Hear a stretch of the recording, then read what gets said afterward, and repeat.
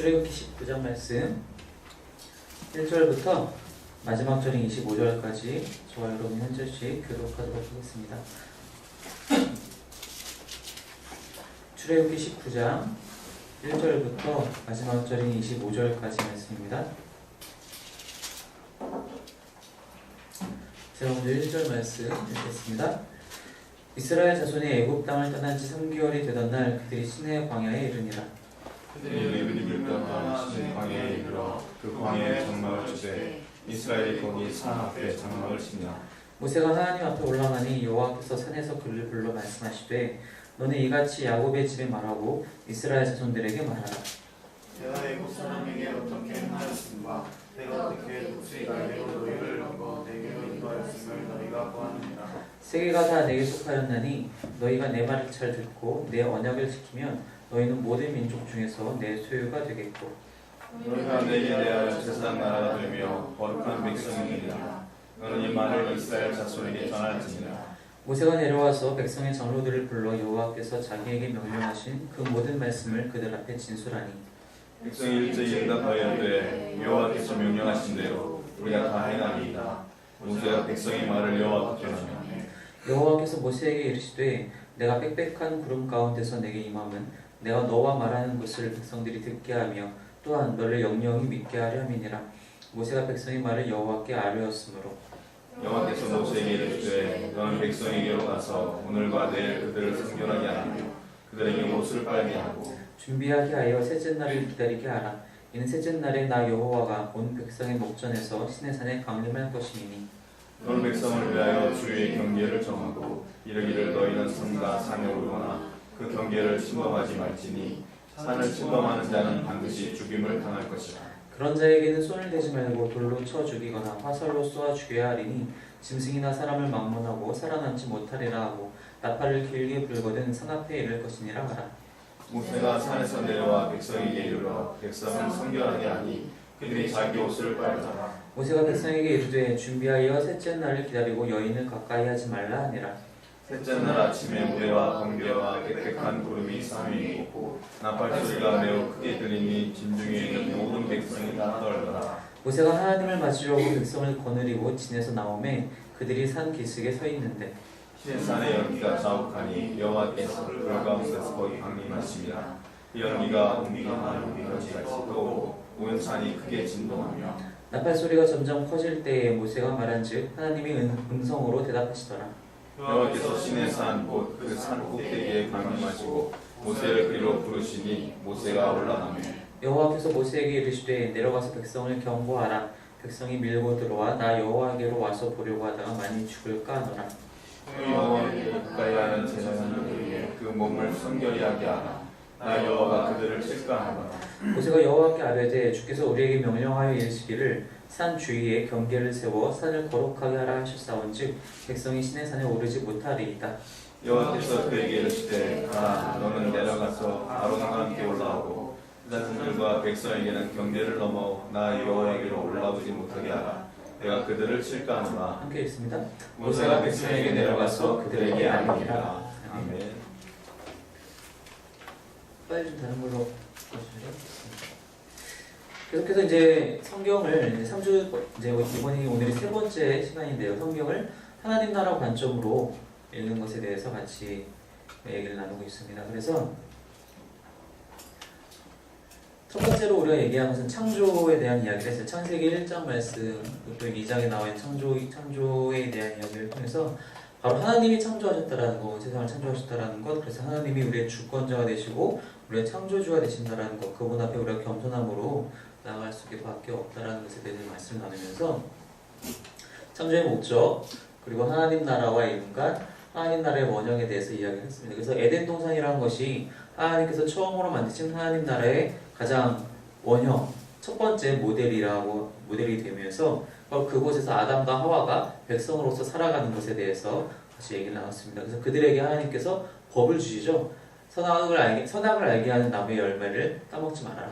그것이 한 가지 법이었고 그것을 지표로 삼아서 창조주와 피조물이 구분이 되는 바로 그러한 규정이 그 땅 안에서 하나님과 백성인 아담과 하와 사이에서의 한 가지 법이 존재하게 되는 것이 있었죠. 그래서 그걸 통해서 우리가 하나님 나라의 구성 요소를 본다면 바로 왕 대신 하나님이 계시고 또 그 땅을 살아가는 백성, 즉 아담과 하와 에덴 동산에서는 그리고 그 땅인 에덴 동산이 있었고 그리고 그 안에서 하나님 그 땅을 지켜나가는 룰이 바로 한 가지 법이 있었는데 그것이 선악과를 먹지 않는 것에 대한 법이 있었습니다. 앞으로 나타나는 모든 하나님 나라는 이 네 가지 구성 요소를 계속 가져간다라는 그런 얘기를 우리가 함께 나눴어요. 근데 이 첫 번째 하나님 나라가 깨지게 되죠. 바로 그것을 타락이라고 얘기합니다.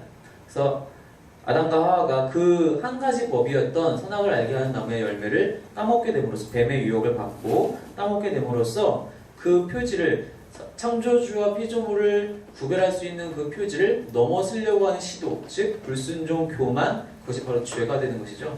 그 타락을 통해서 그들이 그 안에 죄가 들어오고 그것이 죽음을 하는 결과물을 낳게 되고 그 죄는 그냥 가만히 있는 것이 아니라 점점 죄가 확장되어지는 모습을 세상 속에서 그것이 죄가 확장되는 모습을 우리가 보게 되었습니다. 그래서 그들은 유한한 자원을 믿고 자기 손안에 쥐어진 그 유한한 것들로 이 세상을 살아가야 한다라는 그러한 두려움 속에서 많은 사람들이 살게 된다는 것입니다. 그것이 바로 타락한 사람들이 살게 되는 세상의 모습이었습니다.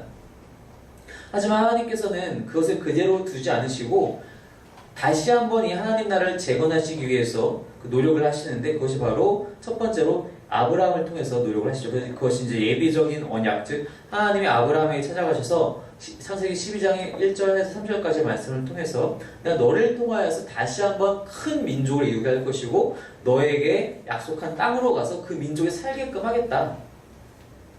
그런 언약을 하나님께서 아브라함에게 처음 시작을 하시죠. 아브라함에게 주신 그 언약이 이삭에게 전달이 되고 그것이 야곱과 요셉, 즉 12아들에게로 그 언약이 전달이 됩니다. 결국 이제 요셉의 시대에 와서는 이제 그 야곱의 노년에 그 야곱의 일가족 70명이 다 애굽 땅으로 건너와서 그 한참 그 세계적으로 일어나는 기근을 피할 수 있는 그 구원을 얻을 수 있는 그 사건이 이제 창세기 마지막에서 등장을 하죠.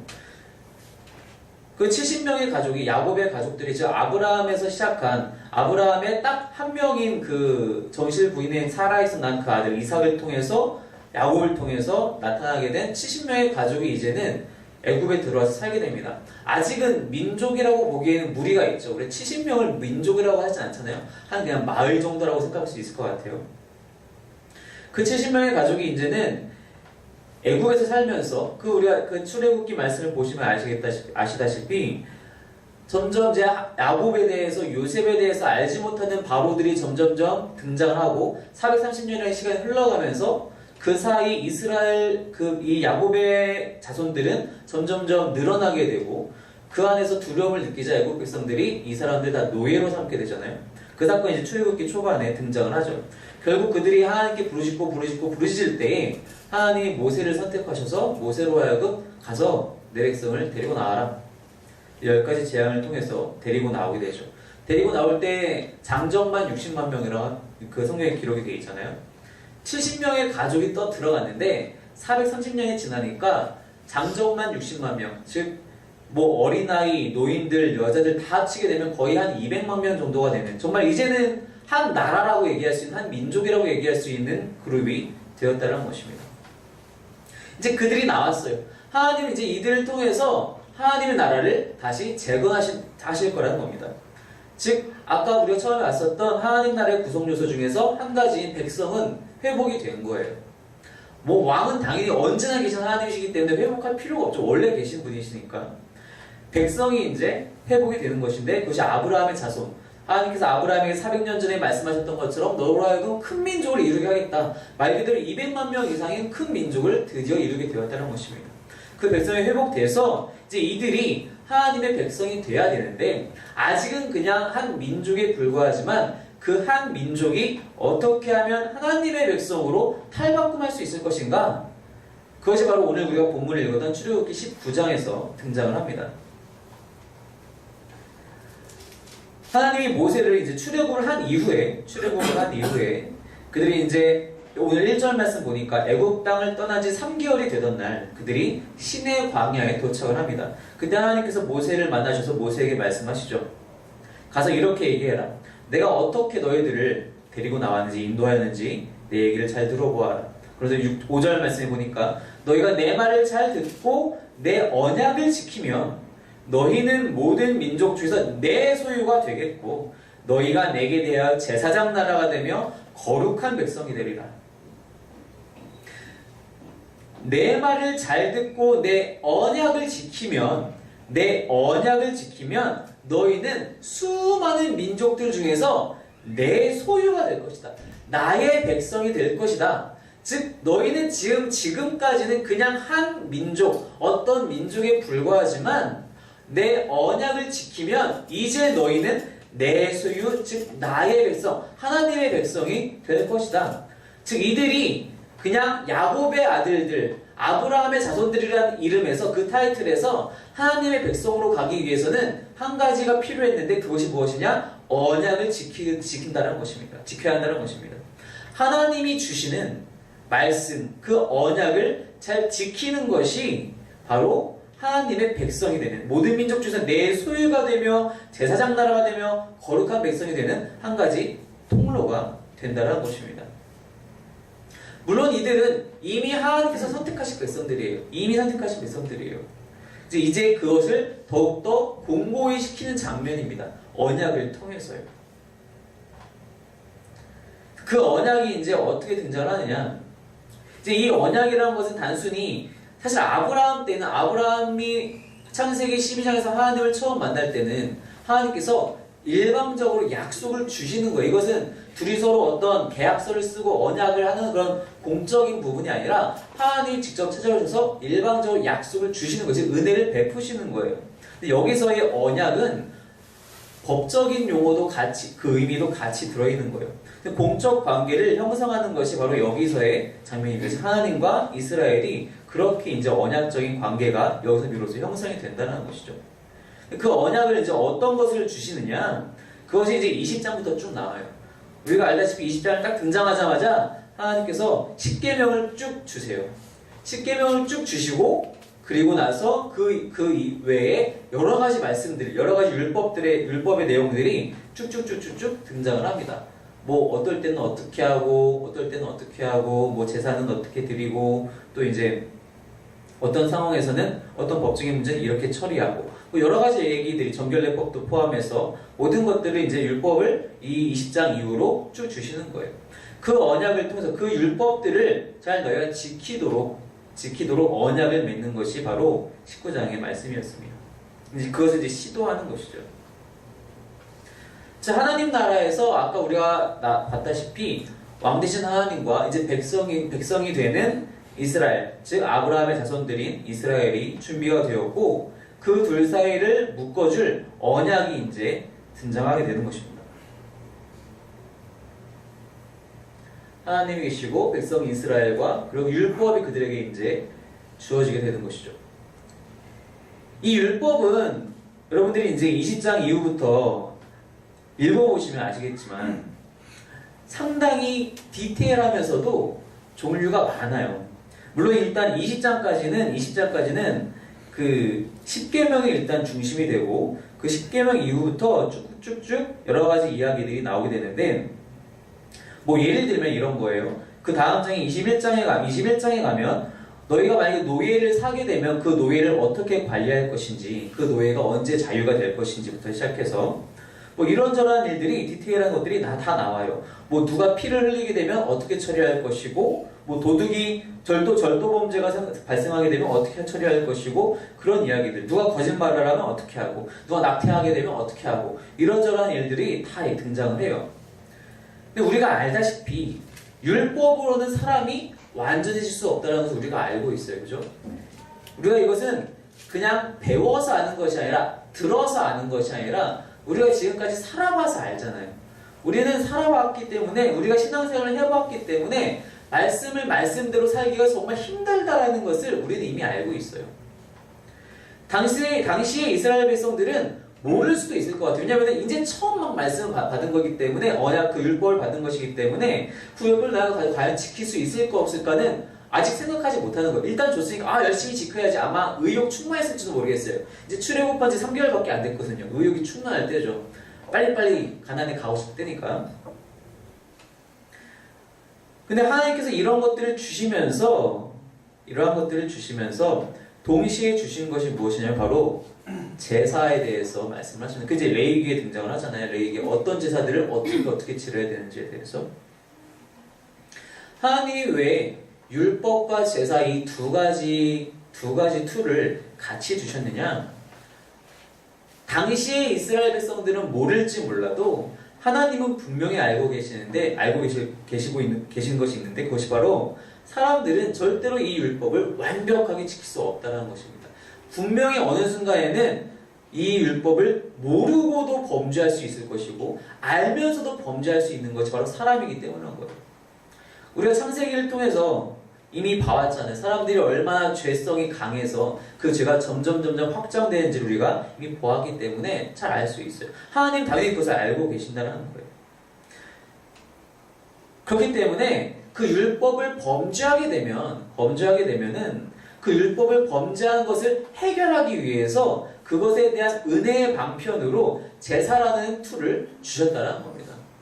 제사에는 우리가 알다시피 속죄제가 있잖아요. 즉 죄를 지은 것에 대해서 속하기 위해서 속죄제를 드리는 거예요. 짐승의 피를 대신해서.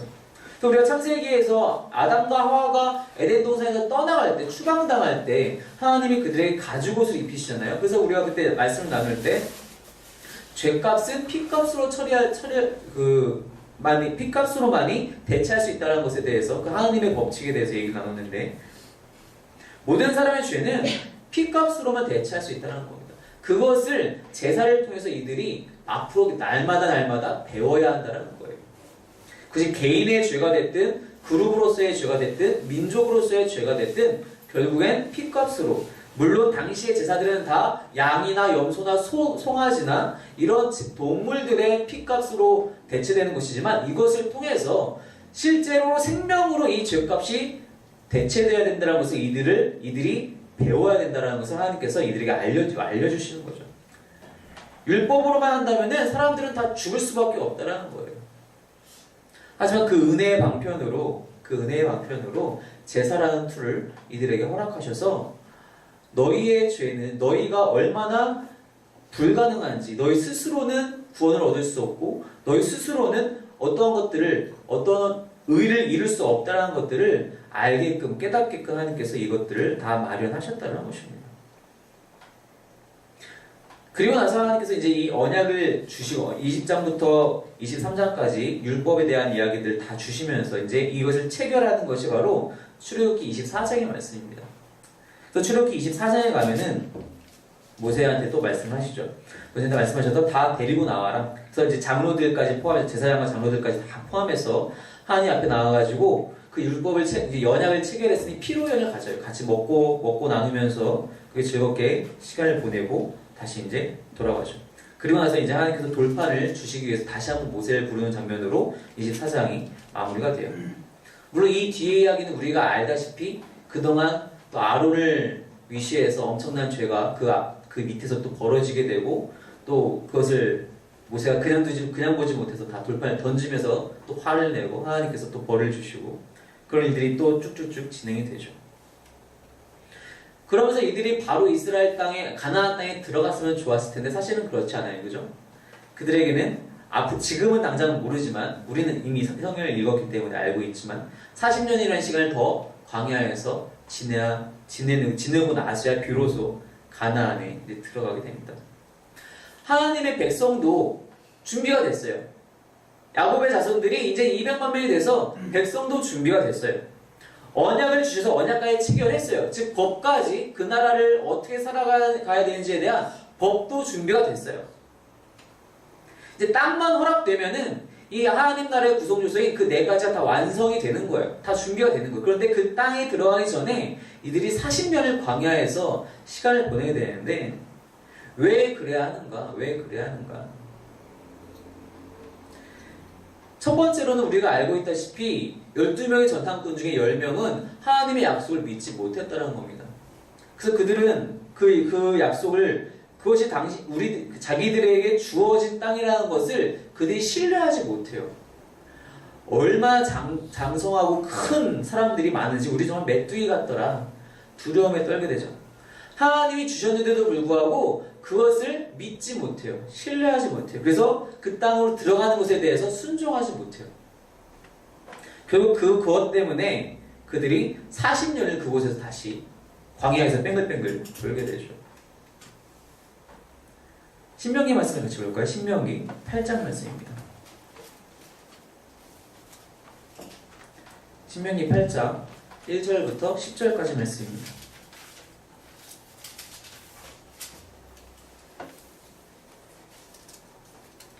신명기 8장 1절부터 10절까지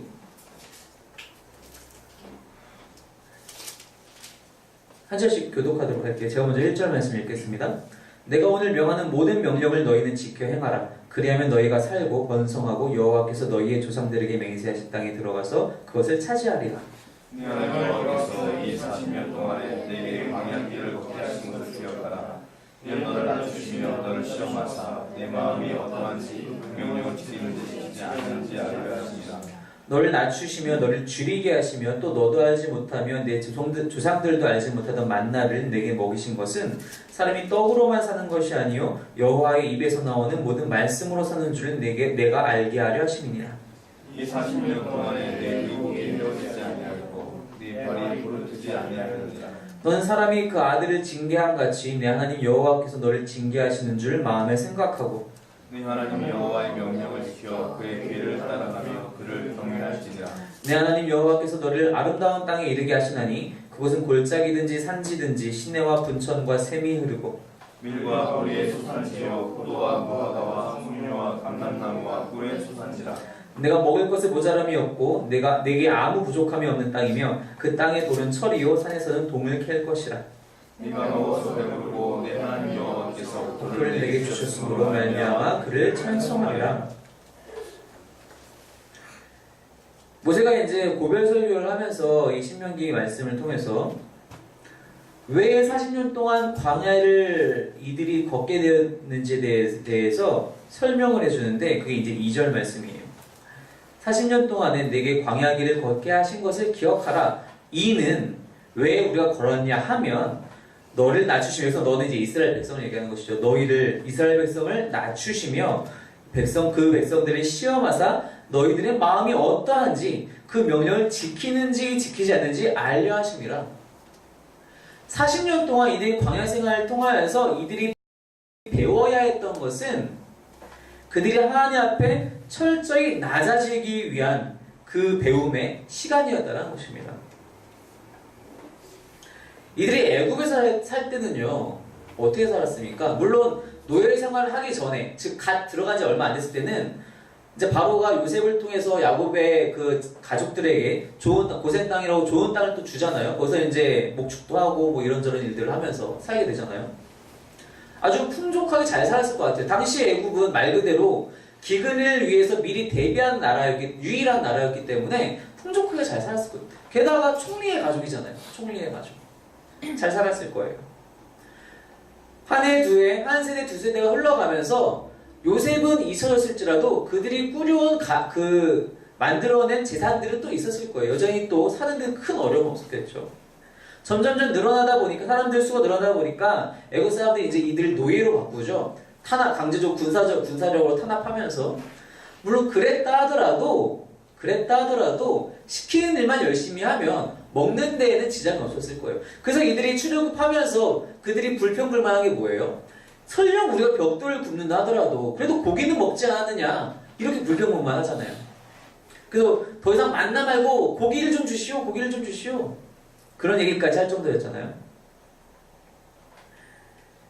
그들은 애굽 땅에서 살면서 철저히 애굽의 스타일에 젖게 되었다는 것입니다. 아브라함의 그 놀라운 신앙의 유산은 온데간데 없이 사라지고 하나님이 아니라 애굽에서 사는 방식대로 이들이 익숙해졌다는 거예요. 그 방식은 무엇이냐? 하나님이 아담에게 어떤 그 벌로 주신 너가 땅을 직접 일구어야지만이 손에 무엇을 쥘 것이다. 너가 일하고 노력해야지만이 무엇을 쥐게 되는 그러한 두려움 속에 살게 될 것이다가 이들이 애굽 생활을 통해서 배우게 되고 몸에 체득하게 된 거라고 합니다. 하나님을 의지하는 것이 아니라 아담적인 삶. 내가 일하면 이들이 먹을 걸 주겠지. 라고 하는 그런 아담적 삶을 그들이 애국 생활 동안 몸에 자동적으로 체득하게 됐다는 거예요. 그래서 이들이 광야로 나가니까 어떻게 됩니까? 그것을 버리지를 못하는 거예요. 만나를 주실 때 하나님이 뭐라고 말씀하세요? 너희들 하루 먹을 치만 가져가라. 어차피 먹지도 못하니까 다음날 또 줄게. 걱정하지 마. 근데 첫날 어떤 일을 말씀합니까? 그래도 내가 더 먹겠다고. 좀 더 내가 노력해서 만나 더 거두어가지고 내일도 먹고 모레도 먹겠다고. 그 사람들 다 어떻게 됐어요? 그 다음날 만나 다 사라졌어요. 썩어져 다 사라졌어요. 아직도 모르는 거예요. 하나님을 전적으로 신뢰하고 이제는 아담의 삶에서 하나님을 전적으로 의지하는 삶으로 바뀌어야 되는데 그것을 모르고 있었다는 거예요. 그것을 체득하기까지 40년이 필요했다는 것입니다. 우리가 알다시피 40년 동안 이들이 얼마나 불평불만을 내세웁니까? 고기 먹고 싶다고 그러죠. 여러 가지 사건들이 많이 등장하잖아요. 그래서 하나님께서 불뱀도 보내시고요. 여러 가지 일들이 많이 나타나잖아요. 결국 그들은 일단 언약을 체결해서 하나님 나라의 백성이 되었지만 그 하나님 나라에 이제 앞으로 들어가게 될 때 어떻게 살 것인가에 대해서 이 40년 동안 철저히 훈련을 받아야 됐었다는 것입니다. 그래서 하나님께서 이 모세가 얘기하는 것처럼 8장 2절에 너희 마음이 어떠한지 그 명령을 정말로 지키는지 안 지키는지 보기 위해서 40년 동안 너희가 광야길을 걷게 되었다. 하나님의 말씀에 전적인 순종이 없이는 이들은 하나님 나라를 살아갈 수 없다는 것입니다. 하나님 나라는 전적으로 순종하는 자만이 살아갈 수 있다는 거예요. 그거는 이 신명기 이제 이들이 요단강을 건너서 가나안 땅을 들어설 때부터 바로 이들이 몸으로 체감할 수 있었어요. 뭐냐? 바로 그것은 첫 번째 성이었던 여리고 성을 함락시킬 때였습니다. 너무나도 굳건한 성이에요. 너무나도 굳건한 성이에요. 여러 가지 자료를 통해서 우리가 배우게 되면은 당시 여리고 성은 성벽이 2겹이었대요. 안 그래도 난공불락인데 성벽이 2개야. 하나를 깨트려도 하나가 또 나오는 거예요. 얼마나 낙심하겠어요. 그런 성을 함락시키기 위해서 하나님이 무건수행하면서 7바퀴를 7일 동안 돌라고 하는 거는 왜? 도대체 왜? 그 말씀을 믿고 순종했을 때 어떤 일이 벌어집니까? 성이 무너져요. 자신감을 얻어요. 이제는 와 우리도 할 수 있다라는 생각에 자기들이 갖고 있는 군사력과 지혜를 통해서 아이성으로 쳐들어갔을 때 어떻게 됩니까? 완전히 쫄딱 망하고 돌아와요. 다 대패하고 돌아와요. 그 나라는 하나님 말씀에만 순종해야지만이 들어갈 수 있는 나라이고 살아갈 수 있는 나라라는 것입니다. 40년 동안 그걸 배웠어야 되는데 아직 다 못 배운 거예요. 다 배웠어야 됐고 그 말대로 순종했었어야 되는데 아직도 못하고 있는 거예요. 그래서 사실은 우리가 여호수아서를 읽을 때 바로 그러한 관점을 읽으면 좋아요. 여호수아서를 보면은 전쟁 이야기가 자꾸 나와요. 왜냐면 당연히 여호수아서는 정복기니까 가나안 정복기이기 때문에 가나안을 어떻게 정복하는가 당연히 전쟁을 통해서 정복을 하죠. 이방인들과 이스라엘 백성들이 싸워가면서 어떻게 싸우냐, 전략이 무슨 전략이냐, 어디다 매복하고 하느냐, 우리 이걸 볼 것이 아니라 이들이 이 지역을 정복할 때 하나님 말씀에 순종했는가 안 했는가 그걸 보는 게 우리는 중요한 거예요. 사실은 여리고성은 순종해서 얻게 되지만 아이성은 그렇지 않았기 때문에 대패하게 되죠. 결국 다음번에는 철저히 회개하고 순종함으로써 다시 이제 아이성을 또 얻게 되죠. 하나님 나라는 그들에게 은혜의 방식으로 주어지는 것이지 하나님께서 주시는 것이지 그들의 노력으로 그들의 지혜로 얻게 되는 것은 절대로 아니란 것입니다. 결과적으로 여호수아서를 쭉 읽게 되면은 그들이 점차적으로 또 순종하지 않아요. 점차적으로 순종하지 않다 보니까 결국 이방인들을 다 내쫓지 못하게 돼요. 그 일들이 결국엔 나중에 그들이 다시 돌아오게 되는데 피드백으로 돌아오게 되는데 그게 어떤 일들입니까? 바로 사사기에서 등장하는 것처럼 이들이 불순종할 때마다 그 남아있는 이방인들을 하나님께서 도구로 사용하셔서 이스라엘이 회개하게끔 만드시잖아요. 불순종이 결국 그들에게 걱정거리를 남겨놔요. 그들 스스로 불순종함으로써 그들 스스로 걱정거리를 남겨놓게 되는 상황이 발생을 해요. 그게 사사기잖아요. 사사기를 예전에 같이 강의 말씀 나누면서 서두에 그런 말씀 나왔었는데, 하나님의 나라는 하나님을 전적으로 신뢰하는 것, 이 전적으로 신뢰하는 것은 그냥 마음만으로, 그냥 말로만 하는 것이 아니라 나의 행동으로 드러나야 되는데, 그 행동은 전적인 순종으로 드러나야 한다는 것입니다. 하나님이 이렇게 해라 라고 이렇게 하는 거예요. 이걸 하지 말아라고 하지 않는 거예요. 하나님 이 정도는 괜찮지 않을까요? 이 정도는 뭐 남들도 다 하는데 이 정도는 제가 할 수 있을 것 같아요. 제가 제 방식으로 할 수 있을 것 같아요. 그렇지 않다는 것입니다. 하나님 나라는 전적으로 하나님의 말씀에 순종함으로써 살아간다는 것입니다. 물론 우리가 사람인지라 가끔 실수할 수 있어요. 때로는 범죄할 수도 있어요. 실수가 아니라 범죄할 수도 있어요. 그럴 때 하나님께서 방편을 주셨잖아요. 이스라엘 백성에게 제사를 주신 것처럼 우리에게는 그리스도의 보혈의 공로를 의지할 수 있는, 그래서 그것을 의지하여 회개할 수 있는, 기도하며 주님께 무릎 꿇고 나아갈 수 있는 그 특권을 우리에게 주셨잖아요. 우리 그것을 믿고 나아가면 된다는 겁니다. 근데 우리가 때로 그렇게 살지 못하죠. 한 번 죄짓고 두 번 실수하고 그러다 보면 내 마음속에 그것이 점점점 쌓이고 쌓여서 습관이 돼요. 합리화를 시켜요. 그리고 이제는 괜찮겠지로 잘못 착각하게 된다는 것입니다. 그럼 나는 점점점 순종의 삶과는 멀어지게 되고 내 방식대로의 삶으로 점점 굳어지게 된다는 겁니다. 그럼 더 이상 내가 하나님 나라의 백성인지 세상 사람과 전혀 다를 바 없는 그런 사람인지 구별할 수 없게 될 정도로 이르게 돼요. 그런 사람들 참 많이 봤어요. 우리 주변에도, 우리 주변뿐만 아니라 많은 사람들이 정말 예전에 교회 열심히 다녔는데 지금은 안 다녀. 물론 그분들 나름의 이유가 있겠죠. 하지만 그렇다고 해서 그게 옳다라고 절대 얘기할 수 없잖아요. 하나님을 한때는 알았지만 떠나가신 분들이 그 삶이 정말로 옳은 삶이라고 우리가 정말 얘기할 수 있습니까? 아니요, 그럴 수는 없어요. 어떤 상황에서라도 하나님의 말씀에 순종하는 것이 우리에게 정말로 필요하다는 것입니다. 물론 말씀에 순종함으로 우리가 구원받는 건 아니에요.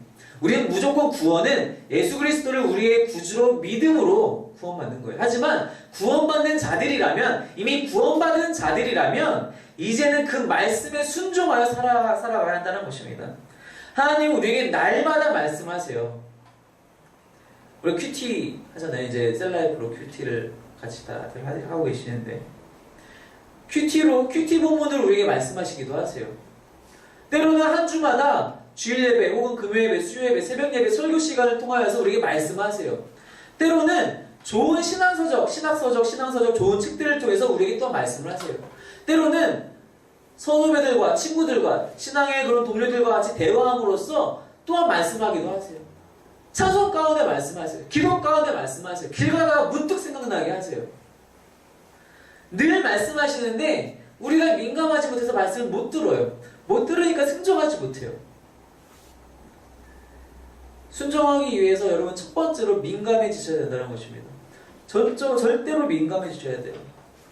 민감하기 위해서는 내가 찾아가야 돼요. 가만히 있으면, 내가 그냥 가만히 있으면 민감해지는 게 아니에요. 말씀을 찾아서 읽어야 되고, 기도 시간을 내가 찾아서 기도해야 되고, 억지로라도 기도 시간을 내가 마련해서 기도해야 돼요. 억지로라도 큐티책을 펼쳐야 돼요. 말씀을 묵상해야 돼요. 성경 통독 중요해요. 열심히 해야 돼요. 어떻게 해서든 신앙의 좋은 동료들과 지속적인 교제가 필요해요. 그래야지 우리가 서로 기도해주고 또 서로 조언을 나누면서 아, 내가 예전에 이런 힘든 일이 있었는데 나는 그때 이렇게 했었어. 너도 한번 도전해봐. 아, 내가 지금은 너에게 조언해줄 말은 없지만 내가 기도해줄게. 그러한 자리에 민감하게 적극적으로 나아가셔야 한다는 것입니다. 그래야지만이 우리가 하나님의 말씀을 듣게 되고 순종할 수 있게 된다는 것입니다. 그랬을 때 우리는 비로소 하나님 나라를 살아가는 백성이 된다는 것입니다. 제가 이제 이 3주, 벌써 3주째가 됐잖아요. 이 말씀을, 이 시리즈를 준비를 하면서 읽은 책 제목은 이제 제가 첫째 주에 제가 말씀을 못 드렸는데 깜빡하고, 심플리 바이블이라는 책이에요. 아주 얇은 책인데, 저자는 상당히 젊어요. 제가 찾아보니까 저보다 3살 어리더라고요. 저보다 3살 어린 박사 과정에 계신 분인데 되게 깔끔하게 잘 쓰셨어요. 저 그 책을 다 읽고 나서 지금 그 책을 제가 지금 거의 3번, 4번, 5번 계속 읽고 있는데 이 설교를 준비하면서 첫 번째로 든 고민은 그거였어요. 이 책은 결국 그 책을 통해서 이제 성경을 이렇게 읽으면서 하나님 나라를 이 땅에서 우리가 만들어 가야 된다라는 게 이제 결과적으로 그 얘기를 하고 싶은 건데 제 머릿속에 첫 번째 든 고민은 무엇이냐면 과연 할 수 있을까? 하나님 나라는 정말로 우리에게 찾아와서 이 땅 가운데 만들어질 수 있는 나라인가? 그냥 내가 죽으면 하나님 나라 가면 되는 거 아닌가? 라는 고민이 사실 첫 번째였어요. 과연 이 땅에 하나님 나라가 만들어질 수 있을까? 이 더러운 세상에서 뉴스만 보면 답답해요. 이제 제가 애 아빠가 되니까 뉴스 볼 때 그 기사 제목들 중에 눈에 띄는 것들은 이런 거, 인천 어린이집 이런 교사 이런 사건들이 이제 뉴스에서 눈에 딱딱 띄어요. 어떻게 그래요, 사람이? 어떻게 그럴 수 있어요? 그런 사건이 한두 개가 아니잖아요. 그런 사건이 한두 개가 아닌 이 세상에 하나님 나라는 정말로 가능한가? 이루어질 수 있는가? 고민을 하는데 결론은 한 가지밖에 없어요. 이게 가능하려면 내가 말씀에 순종해야 돼요. 내가 말씀에 순종함으로써 내 주변이 바뀔 수 있어요. 나 때문에 단 한 사람이라도 그것에 영향을 받아서 하나님 말씀에 귀 기울일 수 있다면 그것이 하나님 나라가 점점점 이루어지고 있다는 거예요. 나 때문에 단 한 사람이라도 하나님 말씀에 귀 기울일 수 있다면 내가 하나님 말씀에 순종함으로써 내 삶이 변화됨으로써 한 사람만이라도 그래서 그 한 사람이 또 그 말씀을 받아들여서 변화될 수 있다면 그래서 그 한 사람이 또 한 사람만 영향을 줄 수 있다면 하나님 나라는 이루어질 수 있겠다라는 생각을 제가 이제 하게 됐어요. 말씀에 순종하지 않으면 이건 절대로 불가능하다는 것입니다. 이들이 사실은 우리가 이미 우리가 사무엘 상하도 같이 강의했었고 이제 열왕기는 이제 우리가 들어가지 않았었지만 금요 예배 때 성경을 읽어보셔서 아시겠지만 이들이 가나안 땅에 들어가서 다 정복한 이후에라도 이들이 늘 순종했나? 그렇지 않았어요. 그렇지 않았어요. 매번 죄짓고 매번 돌아서다가 다시 회개하고 뭐 우리도 사실 별반 다를 게 없죠. 그 와중에서도 순종하는 자들은 하나님께서 당신의 나라를 이루시기 위해서 늘 사용하시는 것을 우리가 보게 돼요. 수많은 선지자들이 있었고요. 그 선지자들을 통하여서 사람들이 변화되기 시작했고요. 결국 엘리야한테는 하나님께서 어떻게까지 말씀하십니까? 남은 자 7천이 있다. 두려워하지 말아요. 이제 다음 주에도 한 번 더 이제 이 이야기를 더 하게 될 텐데 결국 말씀에 순종하는 자만이 정말로 하나님 나라의 백성이라는 사실입니다. 저와 여러분 모두 하나님 나라의 백성이 되길 소망합니다. 단지 구원받았다는 그 사실 하나만으로 우리가 만족하는 것이 아니라 이제는 말씀에 순종하여서 나 정말로 하나님의 백성대로 살겠습니다라고 날마다 고백하고 결단한 대로 행할 수 있는 저와 여러분이 또 우리 교회가 되기를 주님의 이름으로 축원합니다. 기도하겠습니다. 함께 기도할 때 함께 찬양